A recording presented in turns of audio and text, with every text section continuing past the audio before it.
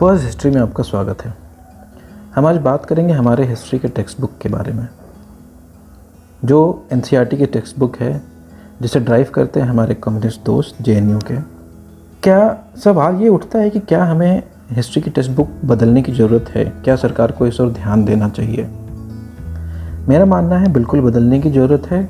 बदलने की नहीं, उसे हमें अपने हिसाब से, जो एक्चुअल तारीख है उसके हिसाब से लिखने की ज़रूरत है, ना कि एक इस्लामी तारीख लिखने की ज़रूरत है या कम्युनिस्ट तारीख लिखने की ज़रूरत है। हम एक 5000 साल पुरानी सभ्यता हैं और हमारी हिस्ट्री की किताबें 80% दो तरीके के लोगों से हैं। एक बौद्ध राजा अशोक, जिसे ग्लोरीफाई किया जाता है, और दूसरा है मुग़ल, जिन्हें ग्लोरीफाई किया जाता है। हमें हमारी हिस्ट्री नहीं पढ़ाई जाती, हमें इन्वेडरों की हिस्ट्री पढ़ाई जाती है।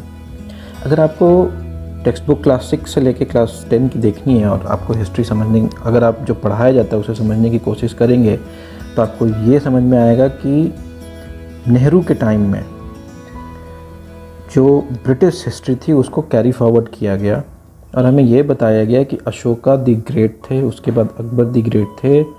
अशोका भी बुद्धिस्ट थे, अकबर मुस्लिम थे, तो हिंदू द ग्रेट राजा कभी नहीं हो सकता। गोल्डन पीरियड क्या था? गुप्ता पीरियड। उसके बाद गोल्डन पीरियड क्या है? मुग़ल पीरियड। सो हमारी 5000 साल के इतिहास को इन्होंने गायब करके रख दिया है। हमारे बच्चे जब हमारे बच्चे जो हैं, जो क्लास 5, 6, 7, 8 में पढ़ रहे होते हैं, उन्हें ये समझ में आता है कि जी हम तो हमेशा हार ही गए।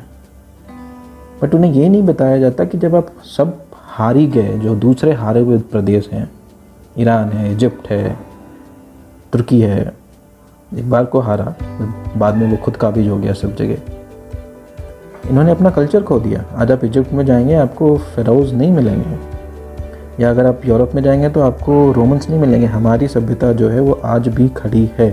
तो क्या इस बात पर डिस्कशन नहीं होना चाहिए कि कैसे और क्यों ये जो हिंदू सभ्यता है, जिसमें और भी सारे लोग सम्मिलित हैं, मैं कहना चाहूँगा भारतीय सभ्यता, जिसमें कि भारत से उत्पन्न होने वाले बाकी रिलीजन और कल्चर भी हैं, जो कि जैन हैं, बौद्ध हैं, यहाँ तक कि बौद्ध और जैन के जो राजा थे उन्हें भी हमें नहीं पढ़ाया जाता। जैन राजा भी हुआ करते थे, बौद्ध राजा भी हुआ करते थे। इस बात पर ध्यान देने की ज़रूरत है। बहुत सारे ऐसे इवेंट्स हैं, जैसे आपको ये नहीं बताया जाता कि बैटल ऑफ तराइन जो थी, उसमें पहले जो जीत हुई थी वो पृथ्वीराज चौहान की हुई थी और उसमें बहुत लोग शामिल थे लड़ाई में, वो अकेले नहीं लड़ रहे थे। बट उनके हारने के बाद भी ऐसा नहीं हुआ कि हिंदुस्तान पूरा हार गया। राजपूत लड़ते रहे उत्तर भारत के। तो जो विजय राजपूतों ने प्राप्त की वो आपको नहीं बताया जाता। सिंध और पाकिस्तान का आज जो एरिया है, जो हिंदुस्तान का फ्रंटियर हुआ करता था, और अफ़गानिस्तान का जो इलाका है, उसमें बप्पा रावल वापस जाते हैं कासिम के जाने के बाद और वहाँ काफ़ी कुछ काम करते हैं। वो आपको नहीं बताया जाता। को सिंध में जो हुआ वो नहीं पढ़ाया जाता। आपको ये नहीं पढ़ाया जाता कि इस्लामिक इन्वेजन जो है वो one of the bloodiest invasion in world history है, इस्लामिक इन्वेजन ऑफ इंडिया। आपको ये नहीं पढ़ाया जाता कि नालंदा जलाया किसने? बख्तियार खिलजी ने। आज भी बख्तियारपुर नाम का जगह बिहार में, शर्म आनी चाहिए हमें। जो हिंदुओं का सबसे पवित्र स्थल है प्रयागराज, उसका नाम इन लोगों ने इलाहाबाद कर दिया। और जब आप इसे बदलने जाएंगे तो नेटफ्लिक्स किस्म के जो हमारे दानिश्वर तो नहीं कहूँगा, बट जो नेटफ्लिक्स किस्म के लोग हैं, जिनकी जो सोच है वो नेटफ्लिक्स के ऐड सीरियल्स देख के आती है, वो कहते हैं कि भाई नाम क्यों बदल रहे हो? नाम हमने नहीं बदला, प्रयागराज ही है। काशी का नाम काशी क्यों नहीं है?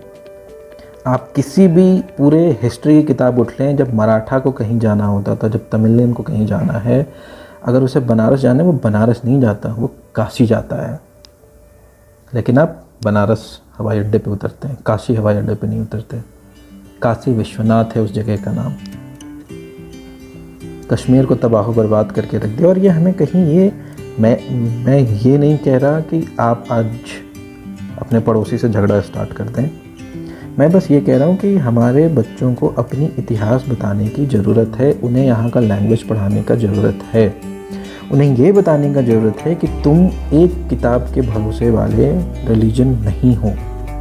तुम्हारा रिलीजन तुम्हें छूट देता है कि तुम किसी भी तरीके की किताब को फॉलो करो, यहाँ तक कि तुम लोगों से पूछ के खुद की एक किताब लिखो समझ के। आप एक नया गीता लिख सकते हैं, आपको कोई डंडे नहीं मारेगा। आप एक नया कुरान नहीं लिख सकते, आप नया बाइबल नहीं लिख सकते, लिखी गई है, आप नहीं लिख सकते, बट आप अपना वर्जन ऑफ गीता ज़रूर लिख सकते हैं, आप अपना वर्जन ऑफ महाभारत ज़रूर लिख सकते हैं और उससे आप लर्निंग ले सकते हैं। तो क्यों नहीं हम अपने पर्सपेक्टिव से, जो हमारी समझ है इतिहास की, उसके पर्सपेक्टिव से हम लिखें।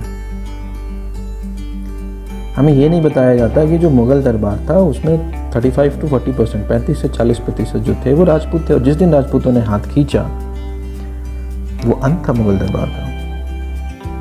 में झूठ पढ़ाया जाता है कि भाई दिल्ली पे 150 साल की मुग़ल हुकूमत रही है बस, उसके अलावा पूरे इलाके पे बार बार हर बार हमला हुआ है, और हर बार किसी न किसी राजा ने, किसी न किसी लोगों ने, कभी राजपूतों ने, कभी मराठों ने, कभी बंगालियों ने, पता नहीं बंगाली तो I am not sure, southern Bharat में, विजयनगर में, उन्होंने दोबारा से हर जगह जाके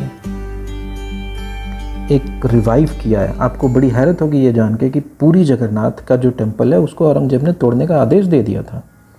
पूरी जगन्नाथ टेम्पल जो है उसे रिवाइव किया है, और उसका जो तीर्थ यात्रा होता है वो नागपुर के भोसले मराठाओं ने दोबारा स्टार्ट कराया प्रोटेक्शन के अंडर। लोगों को पैसे देने पड़ते थे काशी जाने के लिए टैक्स हुआ करता था। तो अगर आप मराठे हैं और आपको नर्मदा जाना है या आपको उत्तर भारत के कोई तीर्थ स्थल जाने हैं तो आपको टैक्स पे करना पड़ेगा। ये छूट हमें मराठाओं ने दिलाई, बट ये हमारे इतिहास से गायब कर दिया गया है।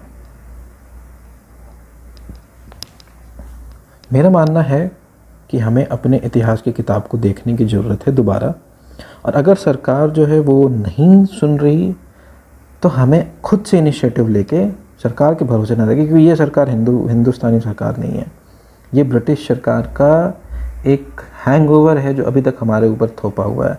तो हमें खुद से ही कदम उठाना होगा, जैसे वीर सावरकर ने कदम उठाया था।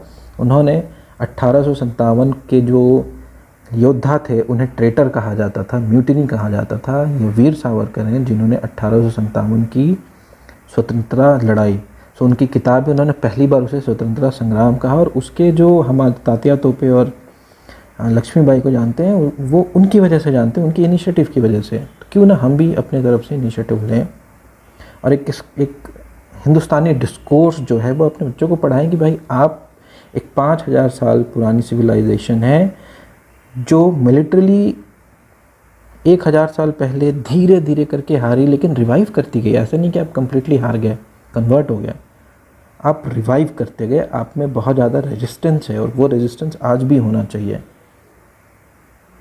आगे की बात हम दूसरे वीडियोस में करेंगे।